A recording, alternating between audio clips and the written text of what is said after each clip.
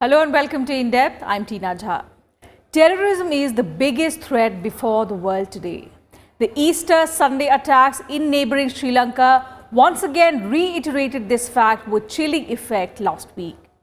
India has been one of the worst sufferers of terrorist activities for decades, particularly in the state of Jammu and Kashmir.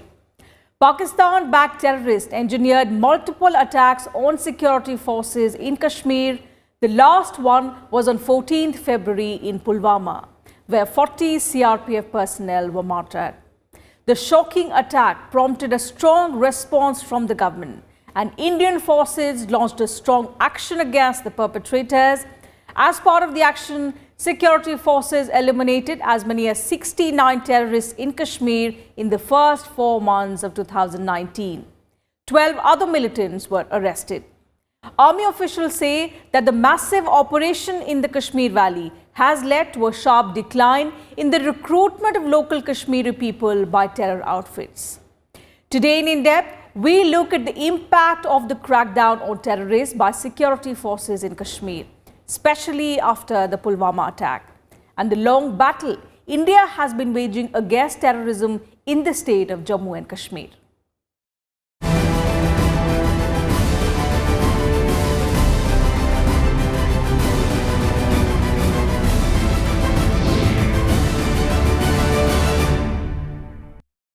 In joint operations, the army, the police and the CRPF have neutralized 41 terrorists in the Kashmir Valley since the 14th February Pulwama attack. According to authorities, the security forces are in complete control of the ground situation in the valley, which they say is fast improving.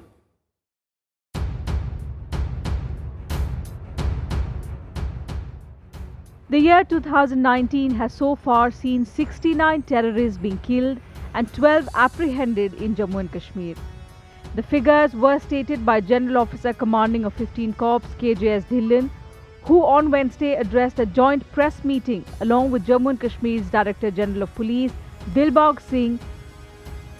Dhillon said 41 terrorists have been killed after the Pulwama attack in February. Of these 41 deaths, 25 terrorists belong to Jaish-e-Mohammed and 13 terrorists were Pakistani citizens. This year, total of 69 terrorists have been killed, 12 apprehended. Post Pulwama, 41 terrorists have been killed, and out of them 25 belong to Jaish-e-Mohammed. And out of the 25, 13 were the foreign terrorists, Pakistanis, and 13 were category A plus and above. Dhillon said the offensive against Jaish after the Pulwama terror attack has discouraged militants from taking over the leadership of the militant outfit in the Kashmir Valley. Jaish-e-Mohammed had claimed responsibility for the Pulwama suicide attack, in which 40 CRPF personnel were killed on 14th February.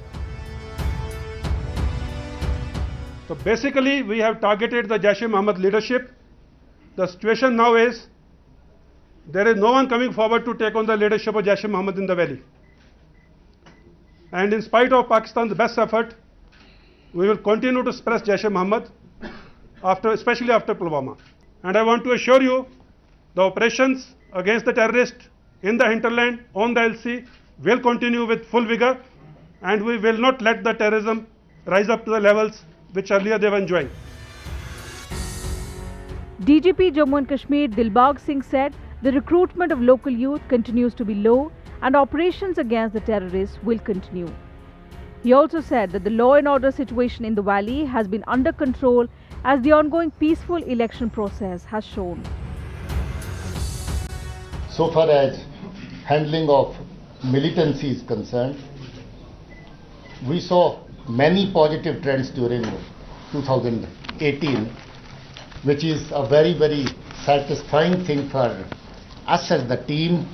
Recruitment of local youth dipped down. It continues to be low. That's again a very healthy sign. Stone pelting and law and order engagements came down to a drastic level.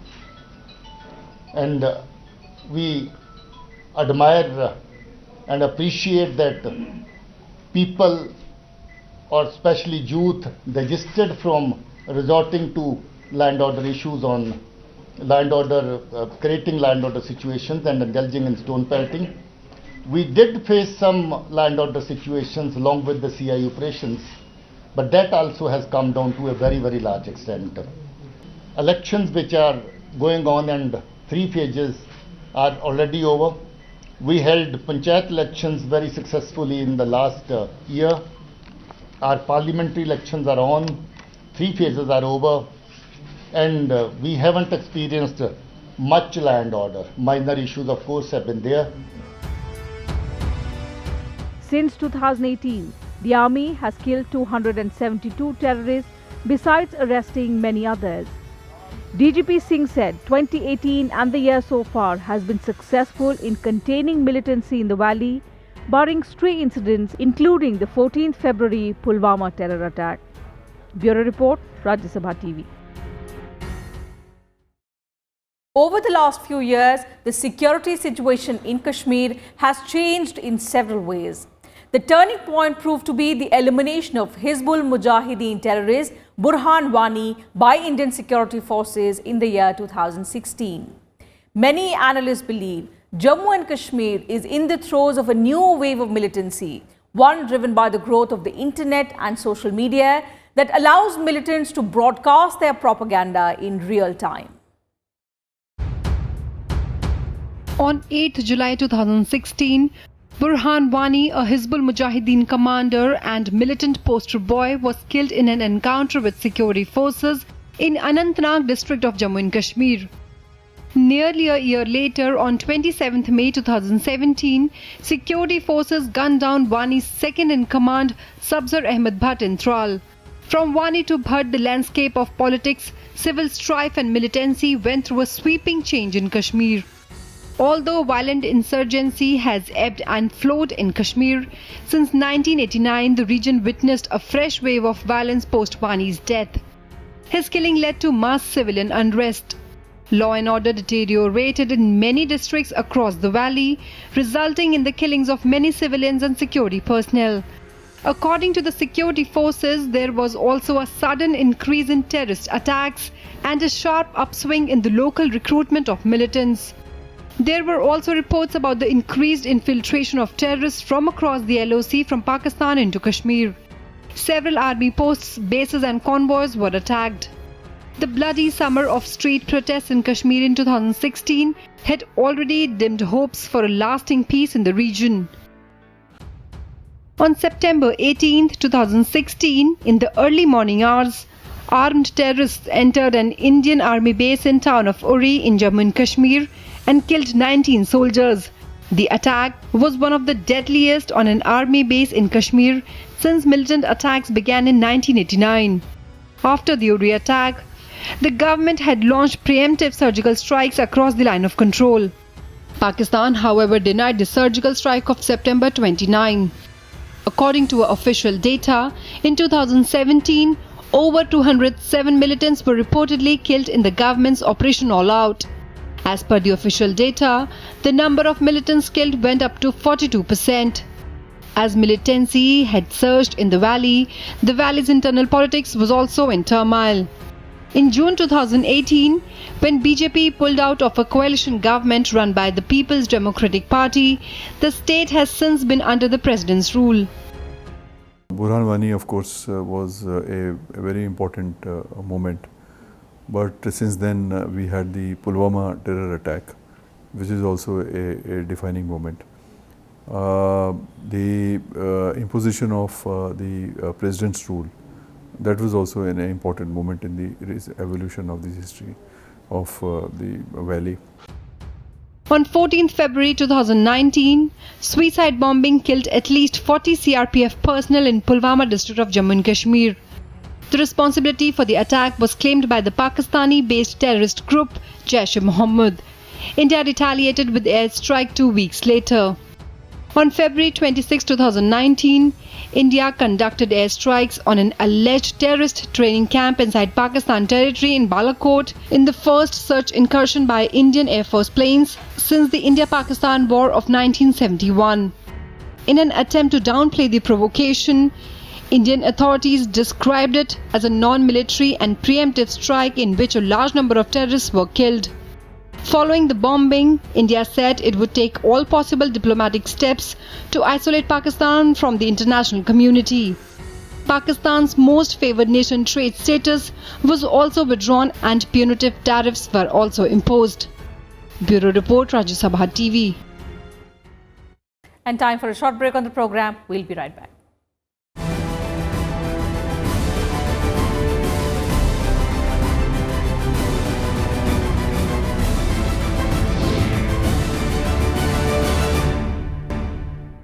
Welcome back. You're watching In Depth. Post the Pulwama attack on 14th February, India withdrew its most favoured nation status to Pakistan due to its inability to act tough against terror groups operating from its soil. Weeks later, the government also suspended cross-LoC trade between Jammu and Kashmir and Pakistan-occupied Kashmir due to large-scale misuse of the trade route by unscrupulous elements. What were the reasons behind suspending the cross-LoC trade, started by Atal Bihari Vajpayee as a confidence-building measure? Let's find out in our next report.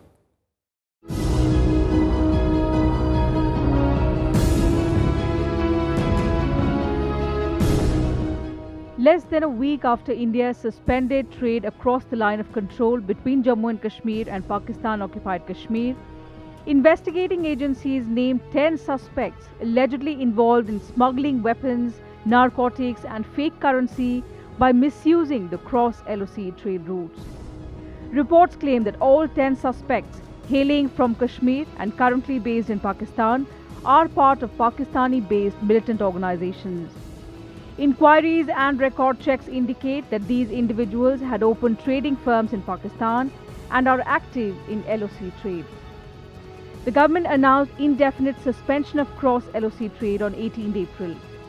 This came on the back of reports of large-scale misuse and loopholes being exploited for illegal and anti-national activities by elements from across the border.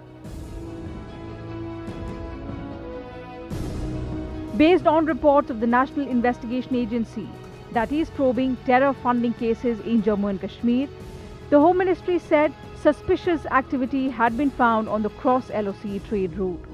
According to the NIA, unscrupulous and anti-national elements were using the route as a conduit for hawala money, drugs and weapons, and even fake currency under the garb of cross-LoC trade. In its letter dated 18th April, the Home Ministry said the NIA had found several of the trading organizations were being operated by persons closely associated with banned terrorist organizations that are involved in fueling terrorism and separatism. Most of the trading firms had been opened by individuals who have crossed over to Pakistan and joined militant organizations. The NIA claimed that these trading firms that are engaged in cross-LoC trade are under the control of terrorist organizations. They also claimed that trade had changed its character to mostly third-party trade. According to the NIA, products from other regions, including foreign countries, are finding their way through the cross-LoC trade route. The Ministry of Home Affairs letter also claimed that the withdrawal of most favoured nation status to Pakistan following the Pulwama terror attack on 14 February this year could divert more trade traffic to this route. The Home Ministry said agencies had received inputs that in order to evade the consequent higher duty, LoC trade is likely to be misused to a much larger extent. Cross-LoC trade began as part of a series of confidence-building measures initiated by the NDA government under Atal Bihari Vajpayee. The trade between the two Kashmirs officially opened in October 2008. It was started with the objective to facilitate exchange of goods of common use between local populations across the line of control in Jammu and Kashmir. It is based on a barter system and is carried out on a zero-duty basis. The trade includes items like bananas, embroidery items, tamarind, red chili and cumin on the exports list, while imports were mainly almonds, dry dates, dry fruits, herbs, mangoes and pistachio. The LoC trade is conducted through two trade facilitation centres located at Salamabad in Uri of Baramulla district and Chakandabag in Poonch district. Trade since 2008 till the 2017 fiscal stood at over 4,400 crore at the Uri Trading Centre, while the figure for the same period at Poonch was 2,542 crore rupees. Initially, 646 businessmen from Jammu and Kashmir had registered for trading in the two crossing points, but the number now stands at around 280. These are traders who are actually involved in conducting the business. When the Cross-LoC trade started, business was transacted for 2 days, but since October 2011, the trading days were extended to 4. Valley is quite disturbed, as you know, and there would be security implications. The trade is taking place, but this is not very safe, and the trade routes are also used by many on the other side to infiltrate terrorists. So I think this is a measure which will be taken in view of the security situation, but this probably will be a temporary measure. The decision to suspend Cross-LoC trade by the government came into effect on 19th April. This was just 2 days after it resumed after being suspended for 2 weeks due to heavy border shelling. The government says a stricter regulatory and enforcement mechanism is being worked out and will be put in place in consultation with various agencies.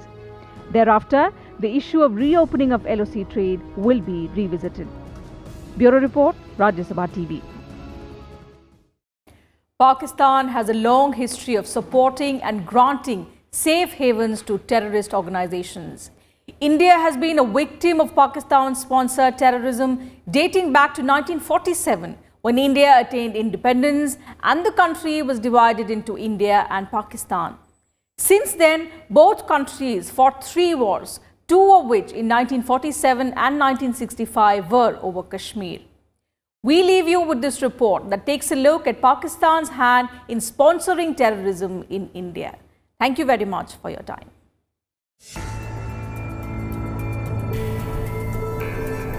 In the 1980s, the US and Pakistani military intelligence services, assisted by Saudi Arabia, trained Afghan insurgents to battle the Soviets who invaded Afghanistan in 1979.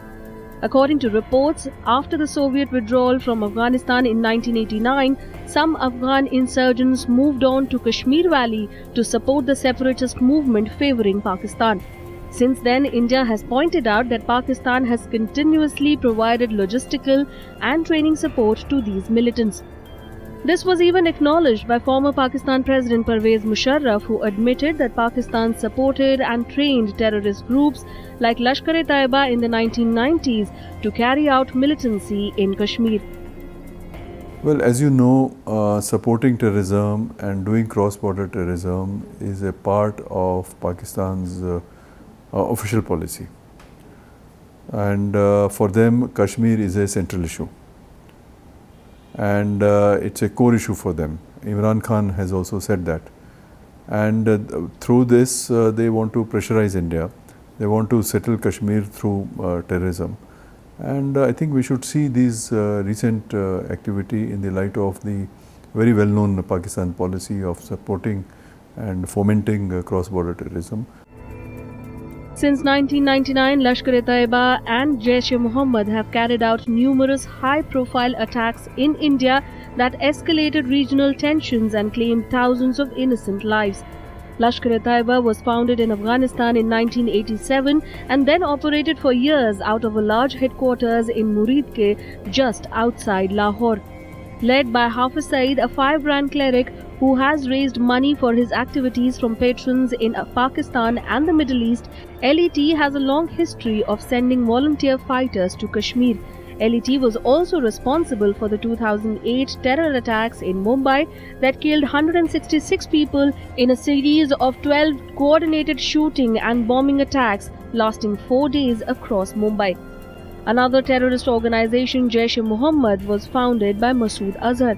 Jailed in India for 5 years, Azhar, along with 2 other terrorists, was released in December 1999 in exchange for the release of 176 passengers of the hijacked Indian Airlines flight IC-814. 2 years later, Masood Azhar was named prime suspect in the parliament attack on December 13, 2001, in which 9 people were killed when 5 terrorists belonging to Jaish and Lashkar drove into the parliament complex and opened fire. After lying low for nearly a decade, Azhar resurfaced when he addressed a large public rally in Pakistan-occupied Kashmir in 2014, calling for more attacks on India and the United States. Since then, JEM militants have been accused of attacking 2 Indian Army bases in Pathankot and Uri in 2016. The organization also claimed responsibility of the 14th February Pulwama attack, in which 40 CRPF jawans were martyred. Masood Azhar is based in Bahawalpur, not far from a major Pakistani army base, and remains under protective custody of Pakistani authorities.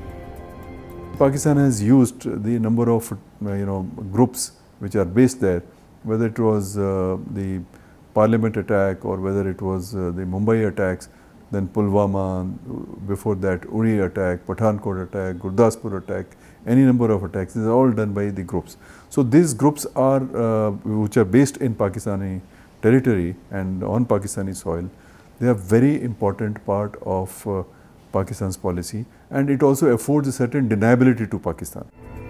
Starting 2009, there have been 4 attempts by India and other countries to put Masood Azhar in the UN Security Council's counter-terrorism sanctions list, but all the attempts were vetoed by China, citing lack of evidence. In recent years, Prime Minister Modi has also called on all world leaders to isolate Pakistan in order to eliminate state-sponsored terrorism. Masood Azhar also remains on United States' list of most wanted terrorists.